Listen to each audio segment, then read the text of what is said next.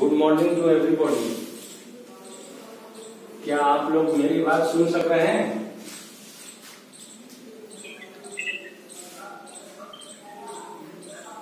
क्या आवाज मेरी पहुंच रही है आप तक?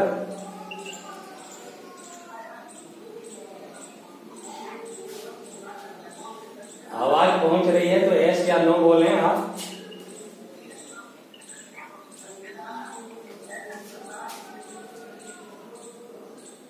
आवाज जा रही है? बोल रहा है? बोलने की आवाज नहीं आ रही है। बताएं कि कुछ हम एसएसटी में आप लोग को पढ़ाए थे पहले, ज्योग्राफी या इकोनॉमिक्स या सिविक्स में कितने चैप्टर आप लोगों ने पढ़ा है? कुछ याद है आप लोगों को? ठीक है, तो हम आज इकोनॉमिक्स आप लोग को शुरू करते हैं। इकोनॉमिक्स में पहला आपका चैप्टर है विकास। एक चैप्टर आपका दिया हुआ है, क्या? विकास।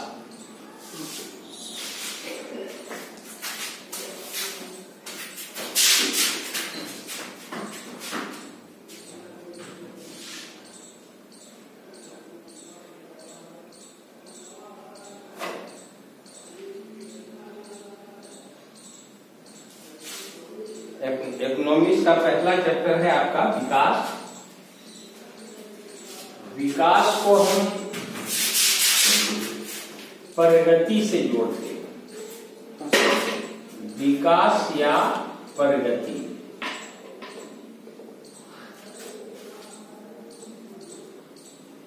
ये जो विकास या प्रगति की धारणा है, मानव के साथ हमेशा चलता रहा।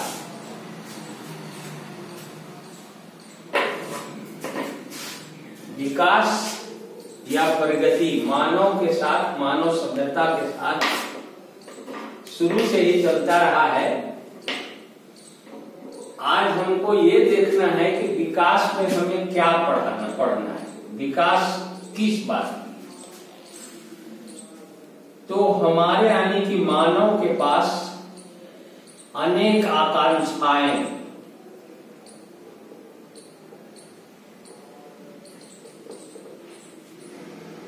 और इच्छाएं,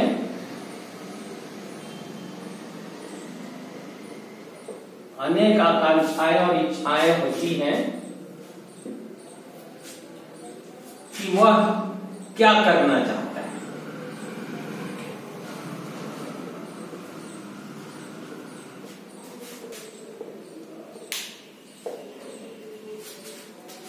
वह कैसे अपना जीवन जीना चाहता है।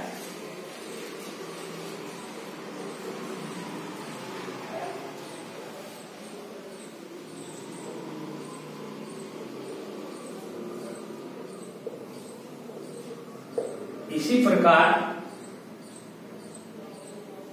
हमारे यह विचार हो सकते हैं कि कोई देश कैसा हो सकता है।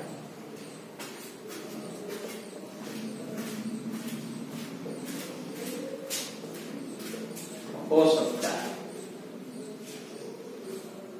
हमें किन अनिवार्य वस्तुओं की आवश्यकता है।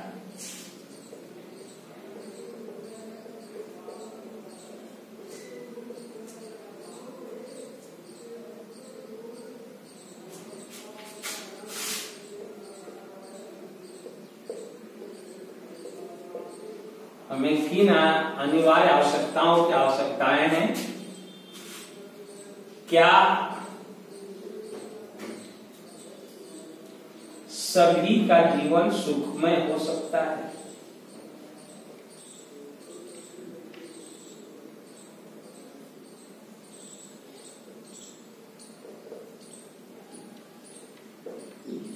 हो सकता है। क्या लोगों के बीच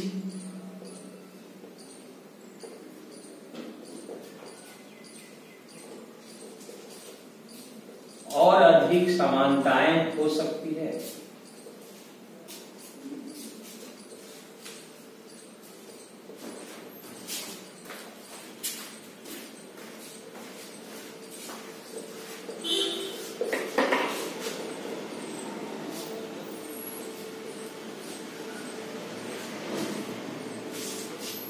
तो विकास इन सारे प्रश्नों पर विचार करता है।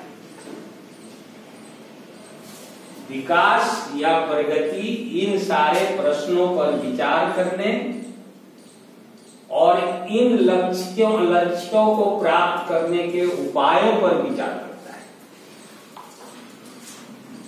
तो आपका जो इकोनॉमिक्स में अर्थशास्त्र की पुस्तक में जो पहला पाठ है आपका, उसमें विकास दिया गया है। विकास का अर्थ प्रगति या आगे बढ़ना होता है।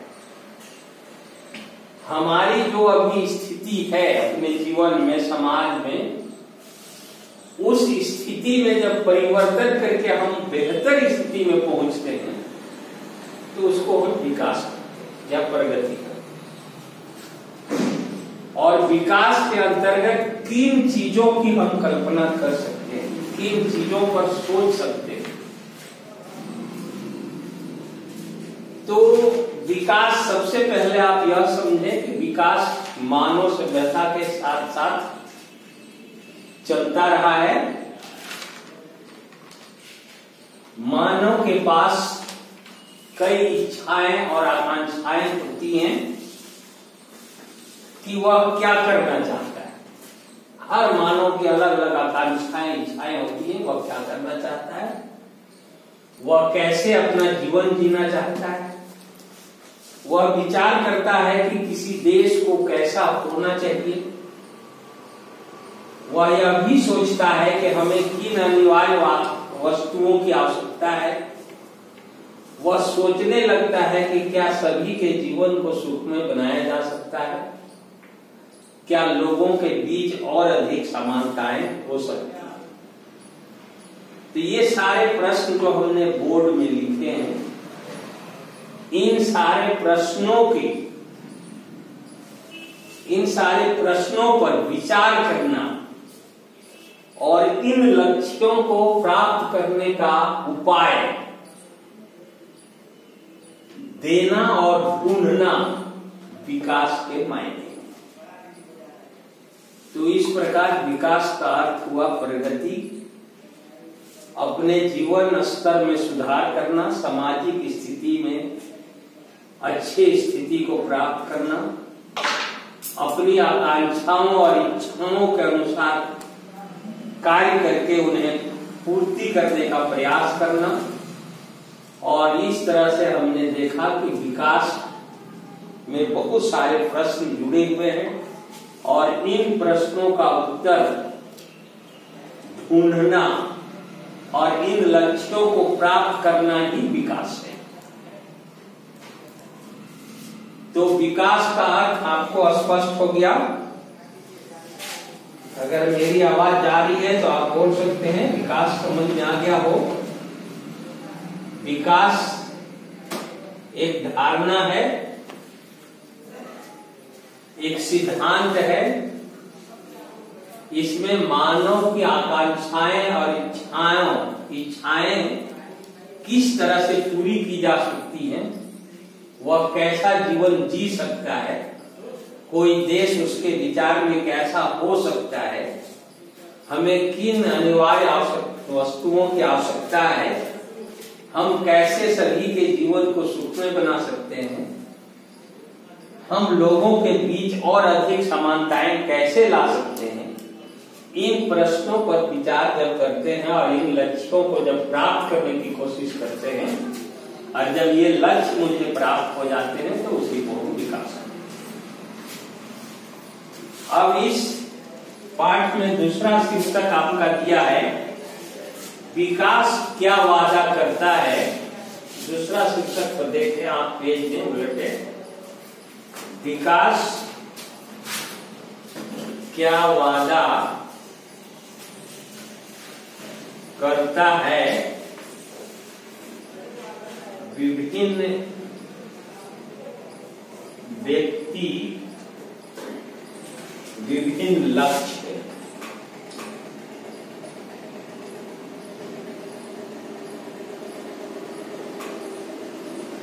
ये इस पाठ का दूसरा शीर्षक है। विकास के अंतर्गत ये शीर्षक, पहला शीर्षक विकास क्या वादा करता है? विभिन्न व्यक्ति विभिन्न लक्ष्य। विभिन्न व्यक्ति विभिन्न लक्ष्य। यहाँ दो चीजें आप ध्यान दें, विभिन्न व्यक्ति विभिन्न लक्ष्य। तो हर व्यक्ति का जो लक्ष्य होता है, किसी चीज को प्राप्त करने का जो इच्छा होती है, वह समान नहीं हो सकती। हर व्यक्ति का लक्ष्य या किसी वस्तु को प्राप्त करने की इच्छा भिन्न हो सकती है। उदाहरण के लिए इस तालिका को आप देख सकते हैं आपके बुक पे, पेज नंबर 4, तालिका नंबर 1.1 दिया गया है। इसमें बाएं तरफ विभिन्न श्रेणी की व्यक्तियों को दिखाया गया है और दाहिने तरफ उनके लक्ष्य या आकांक्षाओं को दिखाया गया है। इसमें कुछ टेबल खाली भी है जिसमें लक्ष्य या आकांक्षाएं आप अपने से भर सकते हैं। इसमें 2-3 टेबल भरा हुआ है। जैसे पहला है भूमिहीन ग्रामीण मजदूर। अगर कोई भूमिहीन ग्रामीण मजदूर है तो उसके क्या लक्ष्य हो सकते हैं, इसमें दिखाया गया। तो इसमें यह दिखाया गया है कि अगर कोई भूमिहीन ग्रामीण मजदूर है तो उसके लक्ष्य ये हो सकते हैं कि उसे प्रतिदिन मजदूरी मिले, काम करने का अवकाश प्राप्त हो, उसके मजदूरी पहले से बेहतर हो जाए, उसे काम करने के घंटे कम हो जाए, काम करने की परिस्थितियां स्वच्छ हो, अच्छे वातावरण वाले हो। तो इस तरह से एक मजदूर जो भूमिहीन है उसका जो लक्ष्य है उसका अलग। दूसरी तरफ नीचे एक और व्यक्ति का दिया गया है जो पंजाब का समृद्ध किसान है। पंजाब का समृद्ध किसान का मतलब पंजाब में बहुत अच्छी फसल होती है, अच्छे खेती होते हैं, सिंचाई की सुविधाएं हैं। वहां सालों भर एक ही खेत में 3 या 4 फसलें उपजाई जा सकती हैं और जिस किसान के पास खेत है वह समृद्ध जीवन जीता है, अच्छी उपज होती है। तो उसकी क्या आकांक्षाएं हो सकती है, उसके लक्ष्य क्या हो सकते हैं, इसमें दिखाया गया है कि अगर पंजाब का कोई समृद्ध किसान है तो उसका लक्ष्य होगा कि उपज का जो समर्थन मूल्य उसे प्राप्त हो रहा है सरकार के द्वारा वह अच्छा प्राप्त है। अनाजों के समर्थन मूल्य ज्यादा से ज्यादा प्राप्त हो, उसे ऐसे मजदूर प्राप्त हो जो मेहनती हो, कम मजदूरी लेकर काम करते हो, जिससे कि उसकी समृद्धि और बढ़े, वह अपने बच्चों को विदेश में शिक्षा दिला सके। तो इस तरह से एक भूमिहीन मजदूर की इच्छाएं अलग है, पंजाब के समृद्ध किसान का इच्छाएं अलग है। उसी तरह से भिन्न व्यक्तियों की इच्छाएं अलग अलग हो सकती। जैसे एक शहरी व्यक्ति है, शहरी क्षेत्र की लड़की है, तो उसकी इच्छाएं यह हो सकती है कि उसे भाई की तरह स्वतंत्रता प्राप्त हो, वह अच्छी शिक्षा प्राप्त करे, विदेशों में भी जाकर शिक्षा प्राप्त करे, समाज में उसे समानता का अधिकार मिले, स्वतंत्रता का अधिकार मिले। तो इस तरह से आपने देखा कि भिन्न भिन्न व्यक्तियों के लक्ष्य भिन्न भिन्न हो सकते। इस तालिका से आपको स्पष्ट। ऊपर एक फिगर बना हुआ है, उस पर भी विचार हम लोग कर लें तो आपको भिन्न भिन्न व्यक्तियों का लक्ष्य भिन्न भिन्न आपको पता चल सकता है।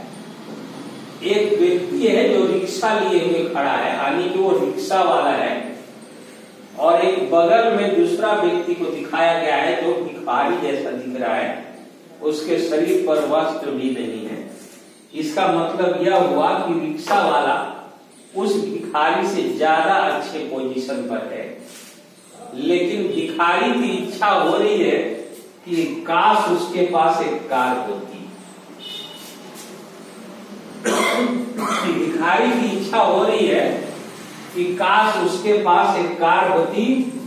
तो रिक्शा वाला उसे समझा रहा है कि भाई देखो, इस देश की जो वर्तमान स्थिति है जहां तुम रह रहे हो, उसमें कार की इच्छा करना बेईमानी है, उसका कोई अर्थ नहीं है।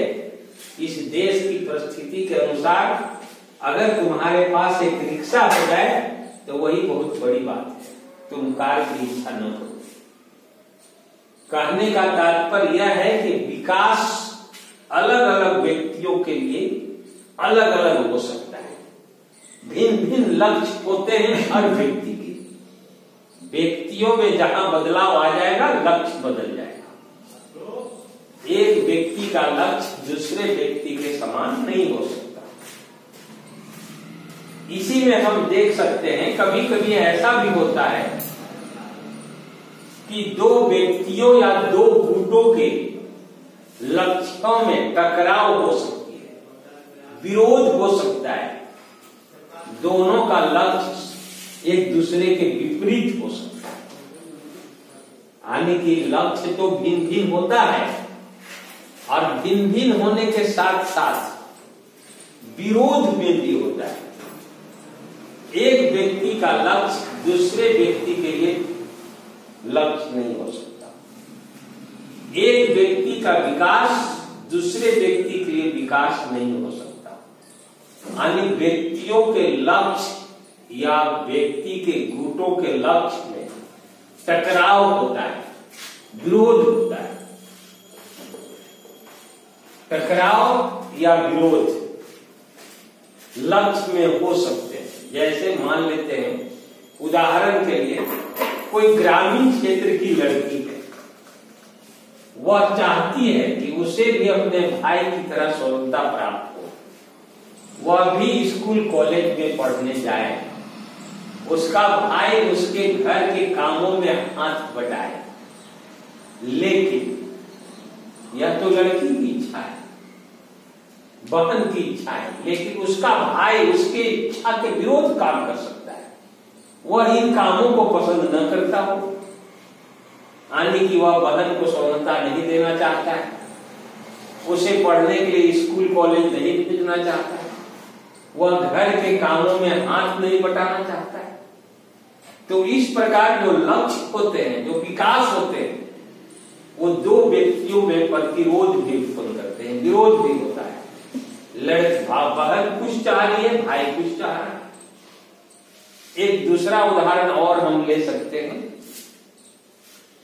बड़े बड़े जो उद्योगपति होते हैं, जो बड़ी बड़ी फैक्ट्रियां चलाते हैं, वस्तुओं का उत्पादन करते हैं, वो चाहते हैं कि मुझे बिजली 24 आवर्स 24 घंटे बिजली प्राप्त हो, ऊर्जा की प्राप्ति 24 घंटे हो, ताकि मेरे कामों में, मेरे उत्पादन के कार्य में किसी तरह का कोई व्यवधान उत्पन्न न हो और मुझे नुकसान न हो।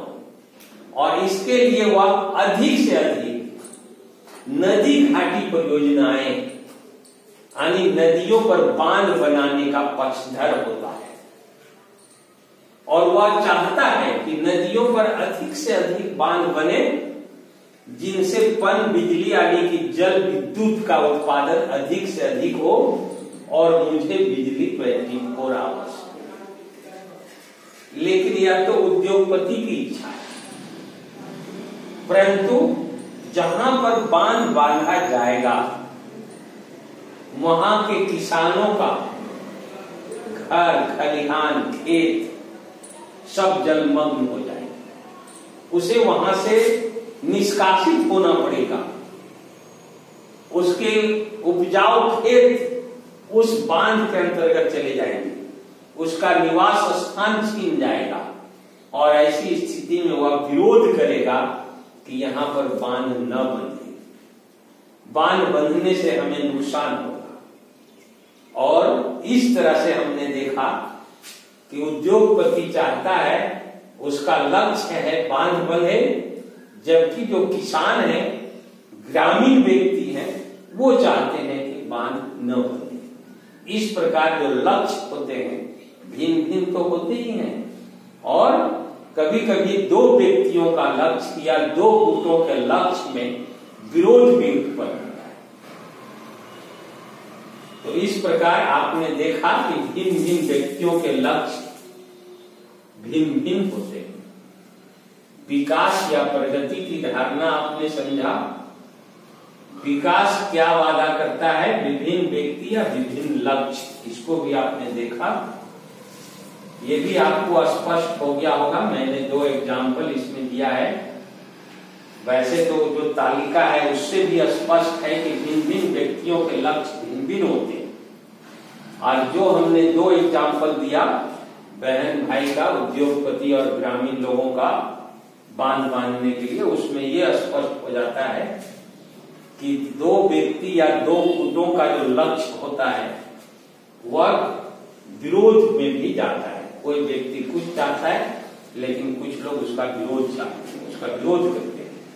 तो इस तरह से भिन्न लक्ष्य, इन व्यक्तियों के भिन्न भिन्न लक्ष्य होते हैं और लक्ष्यों में विरोध भी हो सकता है।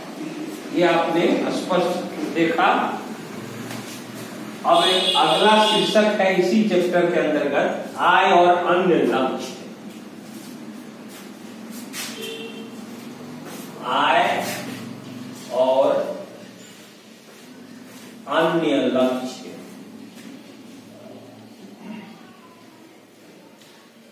आय और अन्य लक्ष्य,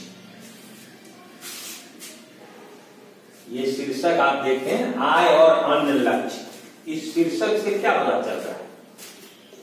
पहला हमको देखना है आय, दूसरा अन्य लक्ष्य।